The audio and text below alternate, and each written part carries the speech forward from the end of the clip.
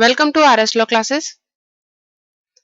आज हम बात करते हैं the constitution third amendment act 1954 के संबंध में। ये अमेंडमेंट लागू हुआ 22 फरवरी 1955 में।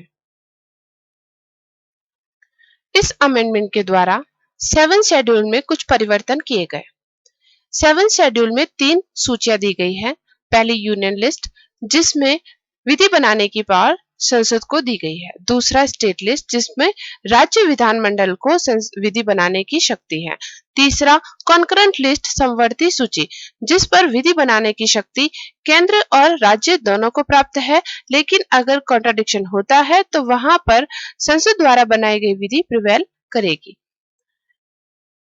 इसकी समवर्ती सूची में जो एंट्री नंबर 33 है वो खाद्य पदार्थों से संबंधित है।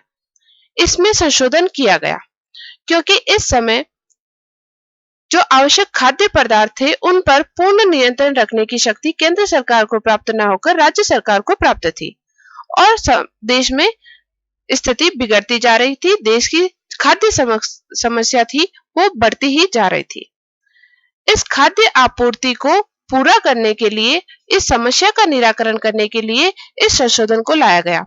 इस संशोधन के द्वारा थर्ड लिस्ट में यानी कॉन्करेंट लिस्ट समवर्ती सूची में 33 जो लिस्ट है उसमें परिवर्तन किया गया। इसके द्वारा केंद्र सरकार को पावर दी गई। Trade and commerce in and the production, supply and distribution of the products of any industry where the control of such industry by the union is declared by parliament by law to be expedient in the public interest and imported goods of the same kinds as such products, foodstuffs including edible oil seeds and oils, cattle fodders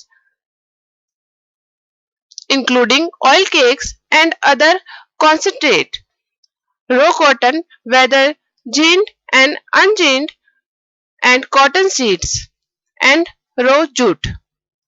जहां संसद द्वारा विधि द्वारा संसद जो विधि बनाती है उसके द्वारा किसी उद्योग का संघ द्वारा नियंत्रण लोक हित में आवश्यक घोषित किया जाता है, वहां पर उद्योग के उत्पादों का और उसी प्रकार के आयात किए गए माल का ऐसे उत्पादों के रूप में जिसमें खाद्य पदार्थों का, जिसके अंतर्गत खाद्य तिलहन और तेल भी आता है, पशुओं के चारे का जिसके अंतर्गत खली अन्य सारकृत चारे भी आते हैं, कच्ची कपास चाहे वह ओटी हुई हो या बिना ओटी हुई और बिलोने का, इसके अलावा कच्चे जूट का व्यापार वाणिज्य तथा उनका उत्पादन प्रदाय करने के वितरण से संबंधित प्रावधान बताया गया है, जिसमें केंद्र सरकार को इस पावर को दिया गया है।